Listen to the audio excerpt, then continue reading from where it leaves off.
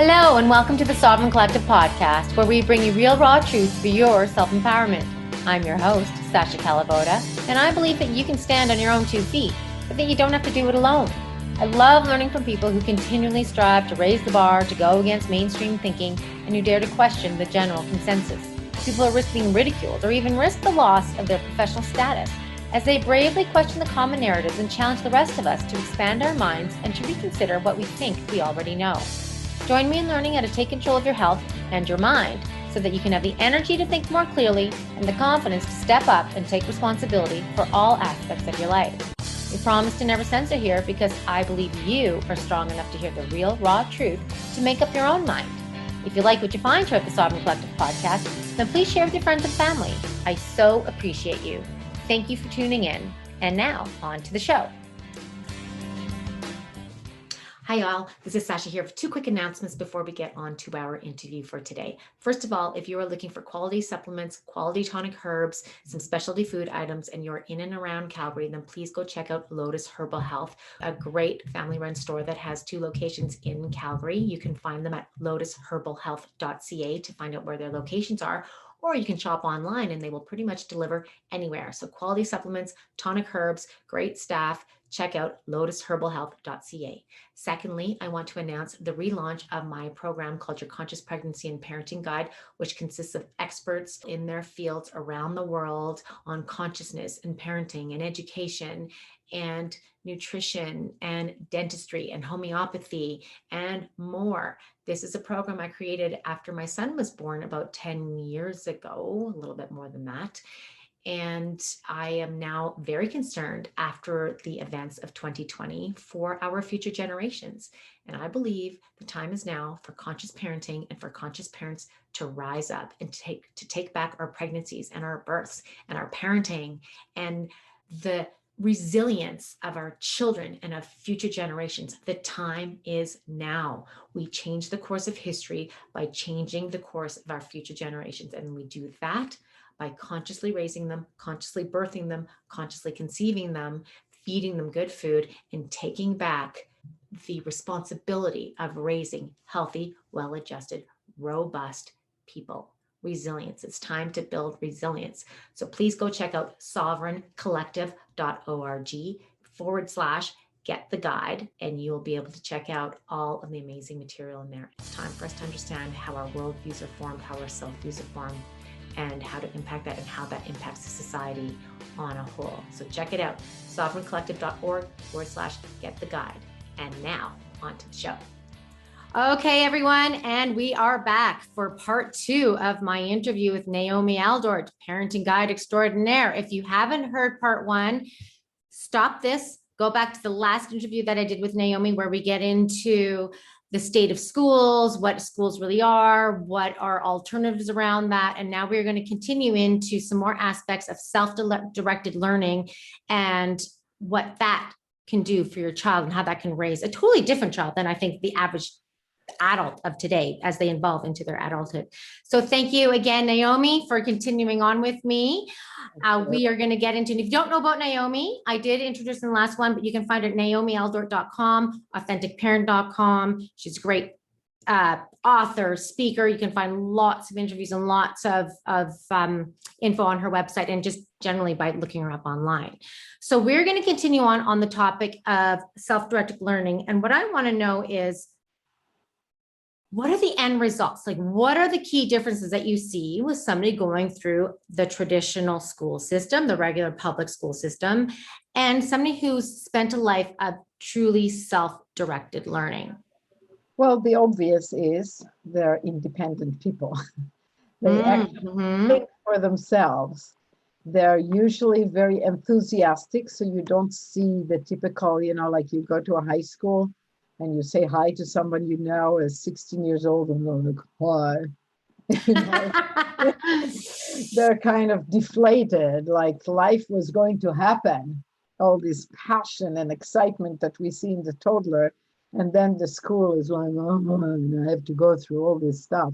I'm not saying everybody, I mean, it depends on the homes and on the character and everything, but there is a lot of the transition from high school to real life can be quite difficult. And they're generally more followers. And so the result for the independent learner, self-directed learner, is that he is an enthusiastic human being, independent, think for themselves. He's optimized his own brain. So he's also excited about himself because he's usually successful because he's doing what he loves to do. So his development is through living. He's learning by living. He's creative. He creates structure if he needs to, and not if he doesn't. He's inventive, he or she, cooperative, and communal, because he's used to real social life, healthy one, with variety of people. Notice, if you're with adults doing an event, assisting in a seminar, assisting in a hospice, what you're learning is cooperation between equal people. So they're socially competent with all ages. They're not afraid of adults. They're very responsible because they've been responsible to themselves all their life and participated with others and were responsible while assisting, while volunteering, while playing with others as they grow older, doing projects they're interested in and being responsible for the result of. They're powerful. They're generating their lives. They're not following and they're not looking for somebody to do it to them. Like who would give me the good life or who would do this to me or who would, other than if they're looking for a teacher to learn a specific subject. They're confident. And I would say one of the most beautiful things I learned from a client that came here, I do family intensives. Families come here. I just had a family from England, for example, here for a few days with hands-on learning, so I can see the dynamics of the family and I can help right away. It's my best program. It's fantastic. Wow. Anyway, I remember one of those. I do few of those per year, not a whole lot. It's very difficult for me. It's a lot of work. Anyway, this woman the first time she looked at my son, who was a teenager there, and she said to me, I've never seen such an authentic teenager. So that's the other thing. They're really authentic. They're being themselves. They're creative, inventive. They know to find solutions to things without asking. You look today on Facebook, what young people are asking each other on different groups. And you go like, what? It's like, what do? I have this, or I feel this, or like, they can't even find their own solutions to the littlest thing. Which curtain should I put in my house? They ask. Stuff like, they give you a picture. It's like, what do you think this, it's like all these choices, but also a lot about health. They're not self-directed. They don't search online. I don't have a doctor. I raised my children without having a doctor for them. They were born at home.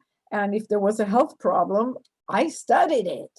Exactly. And I changed the diet or found some herbs or just did nothing and waited and nurtured the child and gave them rest, whatever was needed. Yeah. So knowing how to learn, knowing how to invent, knowing the selves, it's like, what are we independent at?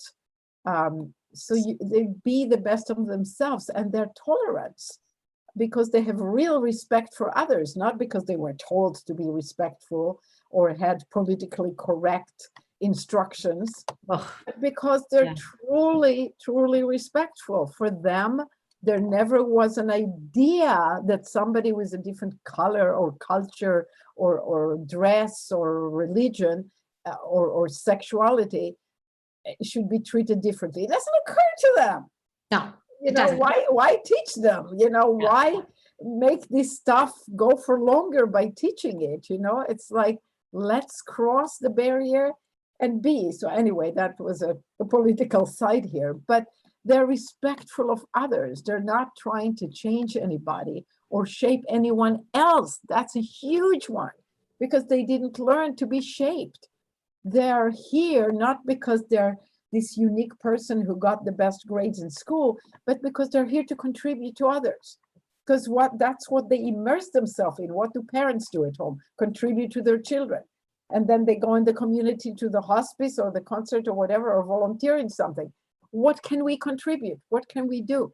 They're often joyful and very resilient and independent. I've done recently a beautiful interview.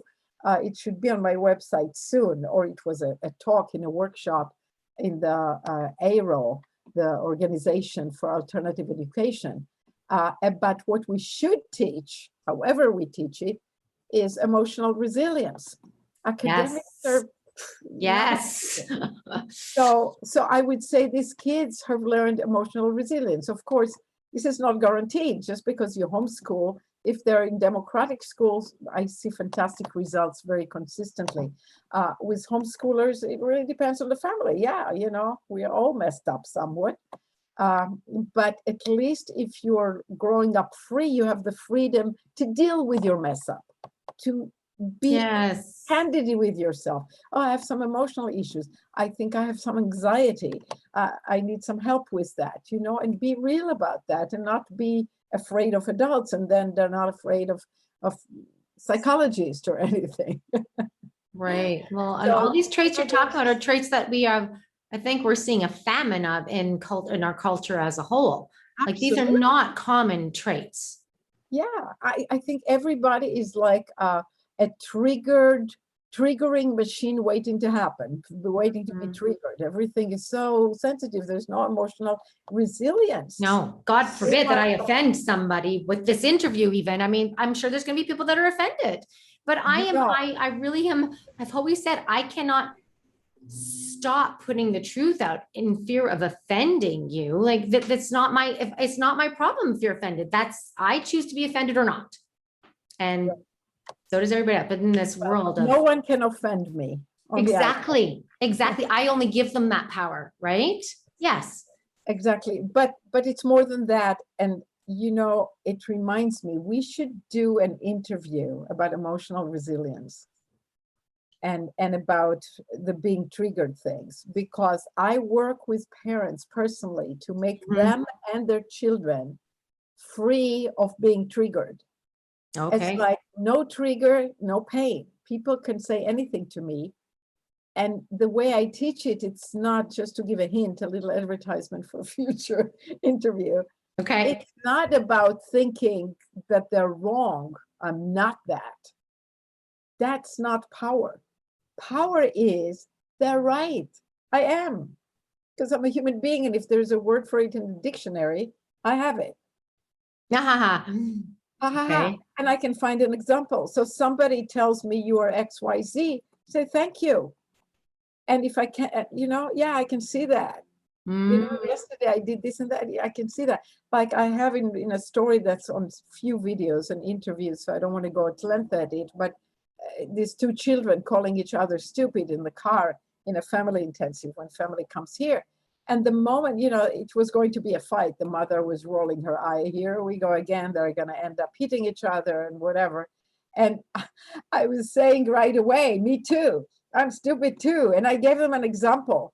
And the whole thing turned into a laughter therapy because they were all coming up with the stupidest stories about themselves that they could tell. It's like find the truth in it and it doesn't even hurt. Right. So the thing that we're learning currently culturally about being triggered is as if it's a good thing to be sensitive, but that's not sensitive. Being sensitive is being sensitive to the other person, being aware of the other person, being sensitive by being hurt when somebody tells me something about me that isn't true according to me. That's not being sensitive. That's being, you know, like full of ego and defense. And defense is the first act of war, as Byron Katie said so well. You know, you start defending, you're starting a fight. I know when I do that. And it's always the same thing. It's always like, uh-oh, I defended. Instead of saying, oh, no, I'm not. So parents say to a child, oh, don't worry that they called you stupid. Are you? You're not. That doesn't help them. That builds the trigger to be even more triggerable rather than sensitive. I call it triggerable. That makes it even worse. So anyway, that's just a little window to Yeah, what yeah, we yeah. talk about. Absolutely. Emotional resilience. That's a really important one. Like that's the Yes, thing. We raise our kids with all these ridiculous things that we tell them they need to learn. But when it comes to the dynamics of successfully, going through life, we're totally incompetent because we don't know. yeah, We don't know how to because feed ourselves. We don't know how to deal with our emotional stuff. We don't have to deal with our trauma. We stuff everything. We like it's all about just right. suppression and grades and the outer world, not the inner world. And so I love it, love it, love it, love it. Okay, so back to the life of a self-directed student. What would the day look like? Is there a flow to that day, or does there need to be a flow? Like what somebody who's thinking, okay, I'm going to take my kid out of school. What are my days going to look like? Well, whatever happens, happens. That's what's so beautiful about it. It's like there's no 2 days that are the same. Mm-hmm. So you don't have to be a future teller. Each day is unique, and children who need structure will create structure, and children who don't need structure will not. But if to take my family as an example, like we got up in the morning, there were periods that the children were busy together doing some projects, and they bolted out of bed to go continue whatever they were doing, that they didn't want to go to sleep because they didn't want to interrupt the day before, outside or inside, or writing a play or inventing their own money or building something, whatever it was. So sometimes children get up and just go for it, and you don't even see them. I sit here, give some, sessions to people, and I wonder, it's so quiet outside or whatever, because they're just absorbed. And then there are times that each one does something different, and that one of them needs me, or that we have a plan to go out somewhere, or that I may suggest, it's a beautiful day. Would you like to go to the beach or to the park or boating? What do or they would say, Mom, how about we do this or that? So I would say the best word for what to do with your day is flow. Get up in the morning. The things that are by nature routine are things like hunger and sleep and dark and light. We don't have to create routine. A lot of people think they have to create routine. We don't have to do that. The routine is by nature, and what's not by nature, we're not in charge of. So it's fine. Just Right. let And it I flow, really let it flow, let it flow. exactly. And I see that because I know a big part of Waldorf is the rhythm, like even when you do laundry and when you do this, but that doesn't work in my family. And my son And he some doesn't kids require need that that. at all. Yeah. So some kids need that and create that, and some Yeah. kids don't. Right. And and also at different times of life. Same kid that Yes. has no structure at all, or like my kid who did for hours and hours the same thing every day. Right. It's like that may change into something that has more routine. And if they need routine and need that we organize something, if they're free, they'll tell me, or I will, or they behave in a way that, do you need some kind of, I would ask them. Like I asked my youngest kid once, do you need me to support you to practice your cello? And he said, yes, a little bit. If the evening comes and I didn't practice yet, please remind me. So he Mm. gave me specific instructions in terms of that. So yeah, there were different times that kids ask for something specific like that, but we don't have to decide and impose it. We just can flow with the natural rhythm of the light, the dark, the seasons, the hunger, Yes. the needing to clean up now, whatever it is, without imposing. So it's again, just flow with it and be a team, not a boss, a team Mm. member. That's the big difference. I love that. I love that. It's yeah, be the team, not the boss. Okay, well, there's a couple things. Like, well, one of the big things that I want to talk about is I think one of the biggest barriers to homeschooling, unschooling is the parent, is their preconceived ideas of what education is. Yeah. what does a parent need to go through, and how do you have any recommendations for them to maybe unlearn these things that are so ingrained that will remove that trust? Yes. And Recommend for them. the first thing is to realize it's not their fault, so I treat parents with the same kindness and respect. So what that gets them into this fear and anxiety about whether they can do homeschooling, if technically it's available to them, is indoctrination, that they went to school or they had parents who told them what to do. So they need to recover themselves, to let go of that fear of their own training. No question about that.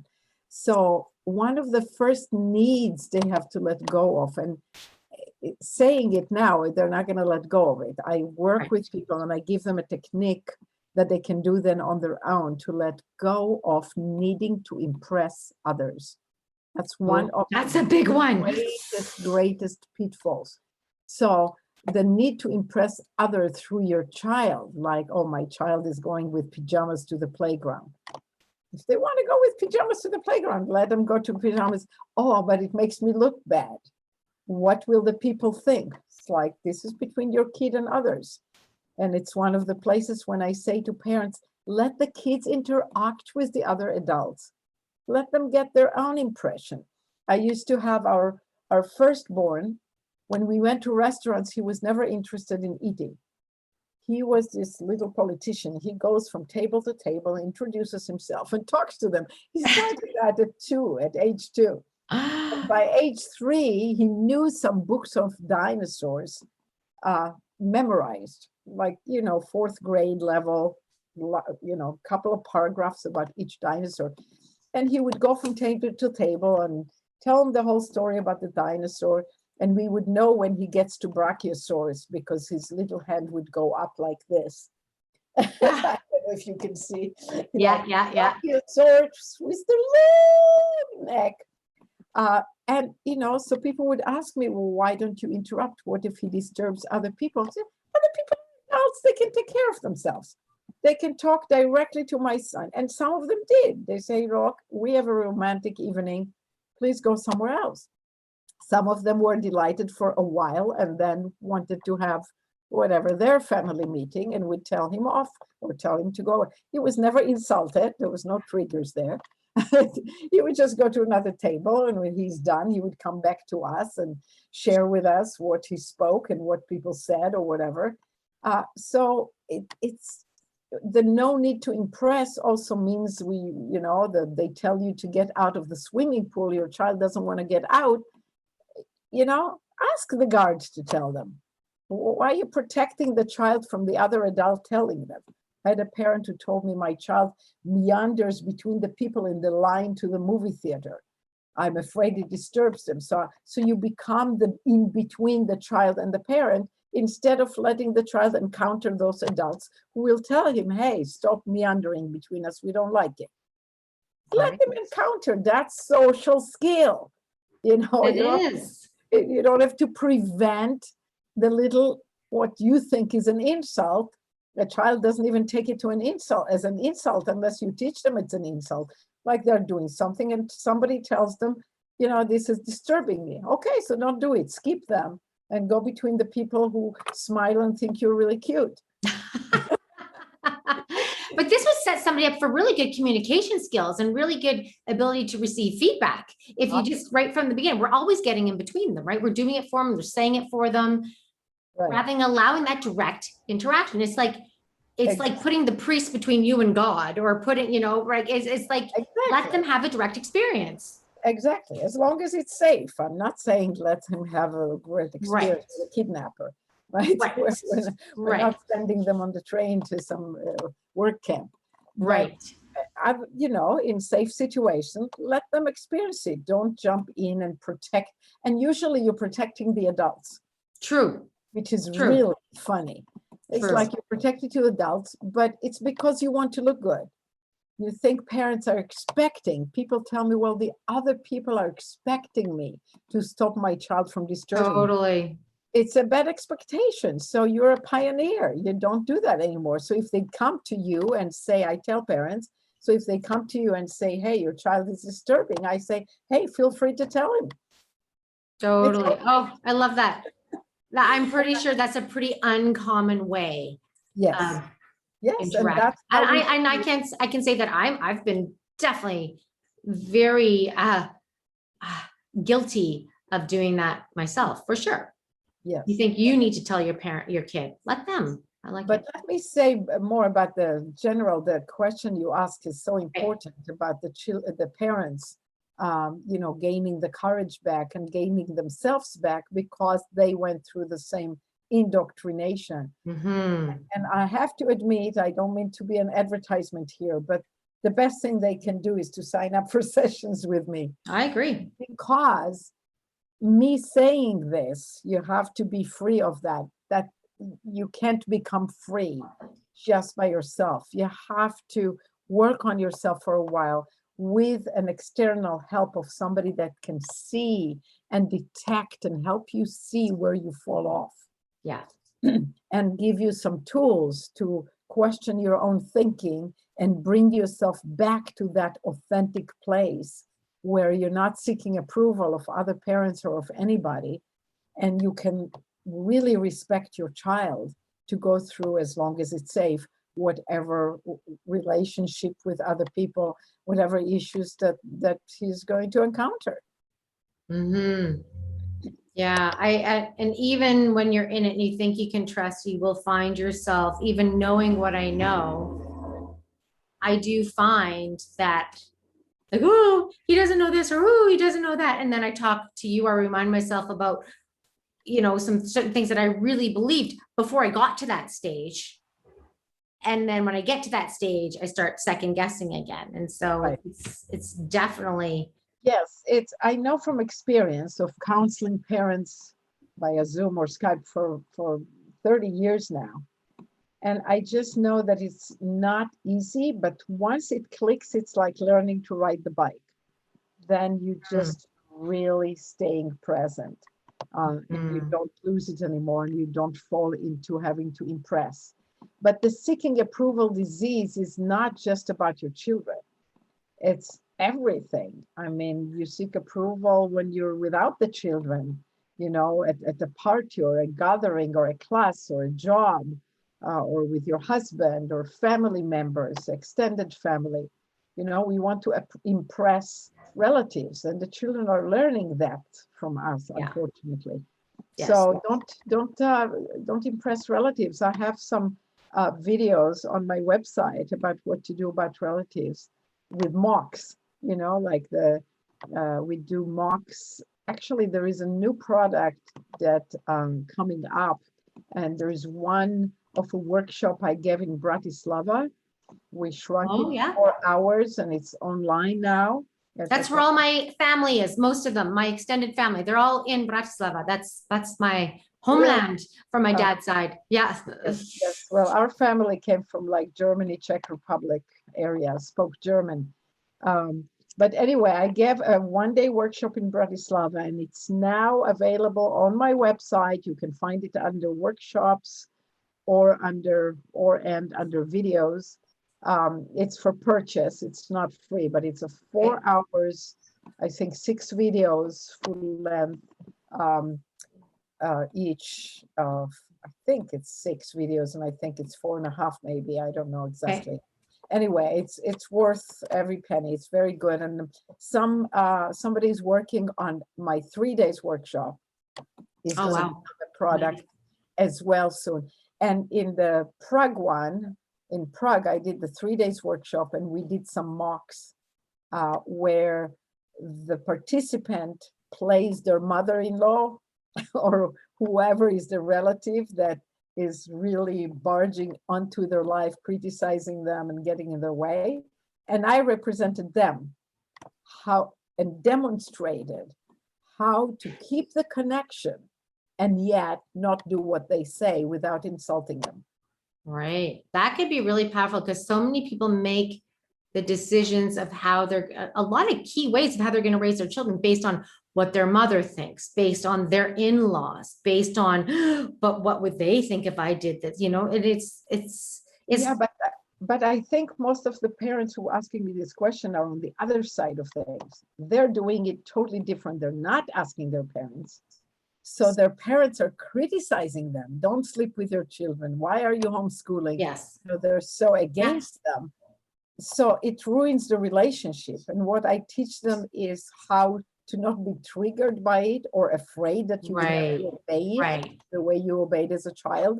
And that you can totally accept the parents with love and validate them. And I demonstrate that, and I teach it in private sessions, but also a cheaper way of getting through to it is through these workshops. Right. I think, and that's pretty powerful as well too, in a day of such divisiveness, right? It'll be probably a great tool for a lot of things right now, because we're so divided right now, everybody. No, you're right. I wasn't even thinking of that. Yeah. I use it all the time, you know, when people, you know, speak to me, yes, and they have a totally different view, I totally honor them and validate their feelings and understand them and able to listen to them and see their point of view without feeling that I have to defend mine, you know, because the moment you defend, that's when the war starts. That's key. I think a lot of us, all about seeking approval, you know. Showing that, you know, I'm good, my idea is right, you should listen to me.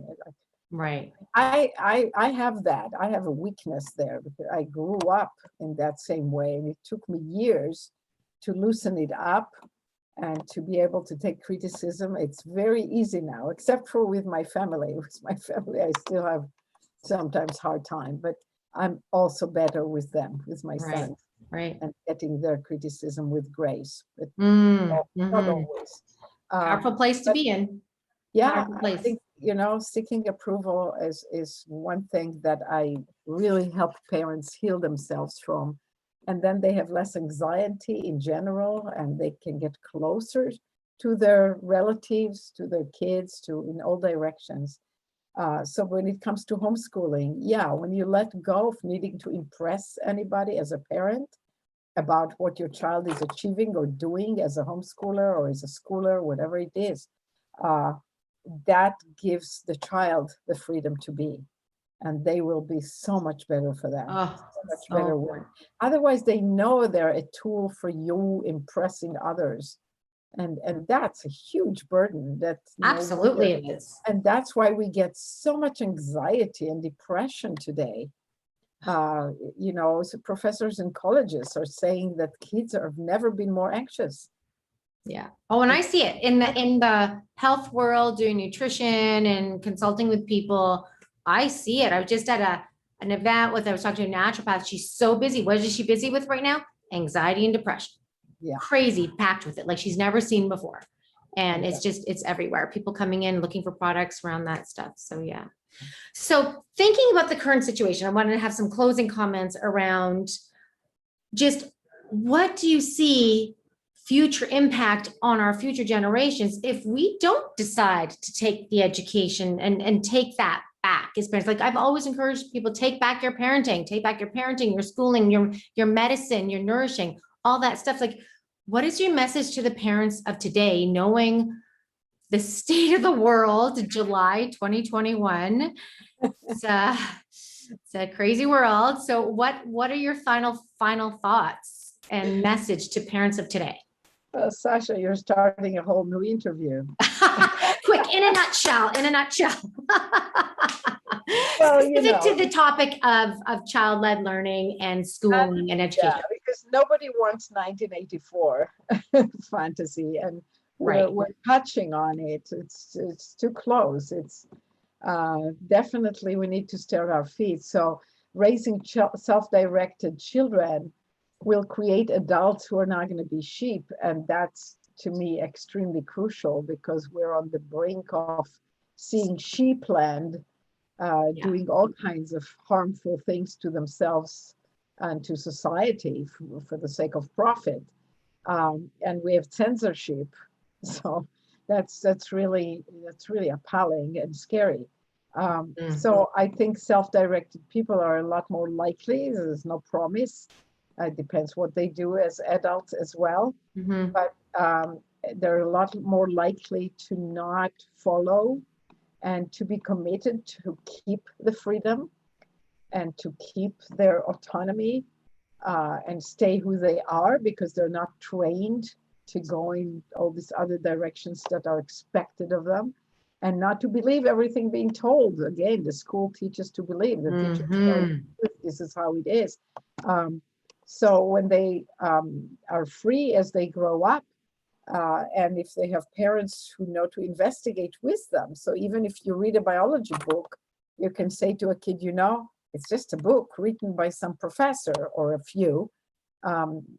We can read another book and find some other way that the same history or the same biology is presented. And that's really, really valuable. And that's one good thing about computers today is you don't have to have all the giant library and heavy books at home. You can actually see videos or read articles or get a few books and get the idea of, okay, there is this opinion, even science, you know, like right now, what we see is people are believing and they say, I believe the science. And I always say, which one? Yeah, exactly. Exactly. Which that one? Word. You know, a part of the nature of science is that it's not unified, or it wouldn't be science. Science is not a classroom where everybody obeys. Science is finding truth. And different scientists today, there are many of them. It's not like one time there was one famous one. Now we have millions of scientists, each doing their own research, many of them finding just as valid truth that is as worthy as someone else's. So which science are you believing? Exactly. I don't believe in believing. Right. The word belief means like blindly accepting something. I don't believe anything. You know, to teach, you know, children who grow on their own with the right modeling and opportunities, why would they believe one way and not the other? And how would they know what to believe? They'll start exploring all the sides of everything. I love exploring what my opposition is saying. So if somebody tell me, actually, I think school is the best thing that happened to kids. I mean, I've gone through that, so I don't need it anymore. But at the beginning, it's like, tell me, I want to hear it. I want to read the book. I want to, you know, consider all the possibilities of what's good. And for some kids, it is better than home. So Right. in extreme cases. So there are benefits. And it's not all depending on what the family does. It's not all just bad. So yeah, you know, it's like we need to stay constantly open to everything. And I believe nothing. Believe is not a place from which I operate. And unfortunately, and fortunately, kids who grow up free have more of that quality, the ability to not believe whatever. Like in terms of COVID now, my son talks to me, the one who went and got himself COVID on purpose, because he wanted real immunity and he wanted to be done with it, because he didn't believe we have something so dangerous that we need to do things, but he could see where the government is going. He said, look, I'm going to, now he says he's going to get Delta too. He wants Yeah, all these variants going on. Yes. right. But at that remaining open is so huge. And that inquiry, I mean, science is inquiry and questioning and posing questions and never stopping and never believing that we've actually arrived, right? It doesn't ever stop. It will be 100 years before we know what happened today. Absolutely. And I'm not sure it will ever be known. Well, absolutely. And it depends on who wrote the history, right? And just even concepts that I never really thought about in this last year. I've been open, like the whole idea of germ theory, the whole idea of just history, the way it's presented. There's so many things where now I'm like, wow, okay, there's another rabbit hole I need to go down to. There's so many because studying. I have quite a few books that explain why the germ theory is such a bad path to go on. Not that there aren't germs, but it's the terrain that absolutely impacts whether a germ does anything in your body, has any cleanup to do that gets you sick, to detox or not. But that's, you know. I don't know if you want this in this. No, we have, that's okay. I already actually even did that interview, but again, that's that remaining open. I think that's a sign of intelligence, to be honest. The main thing, because I don't want to hold on to any one opinion as an absolute. At the end of the day, the smartest thing I can do is not know. And because really it'll take 100 years to see, maybe you and I are wrong. I don't know, I'm open to learning. But when it comes to freedom for the child, the most important thing as a final word, Okay. I think can be a final word, is to stay rooted in themselves. Then they will think in themselves. Then they're not in danger of believing anything, because they will measure it. What am I feeling or knowing about this? I'll explore this. I'll explore this. When somebody tells me, this medicine is safe, I say, oh, okay, I'll explore it. I'll see what I'll see what's best for my body. I'm not going to tell the other person what to do. They can take whatever medicine or study whatever they want or do whatever experience they want to do. But if they tell me I should do that, say, well, I'll explore and see. And I think that when you raise them free, they stay connected to themselves because they haven't been, seduced out of themselves into having to please and get good grades and do the whole trip. Then they stay rooted in themselves, the same as the 2 years old. It's beautiful that 2 years old insists, me, I want this. I want them to stay this way. I don't want them to become all of a sudden, okay, I'll do whatever you want, never mind me. That's right. I'm not saying this is not about being ego-centered. This is not about me. It's the opposite. A person who is free to be themselves are a lot more likely to contribute to society, to be a contribution, to look at how can I help here, because they're complete with themselves. They're not about themselves. Me, what am I getting? Am I doing good? Am I approved? Did I get the good grade? Did they like me? All this anxiety of seeking approval is ego. And it's the opposite of emotional freedom. And it's the opposite of being able to contribute, because you're too absorbed in yourself and making yourself into the right, successful, make money, make the degrees, the academic thing and all that.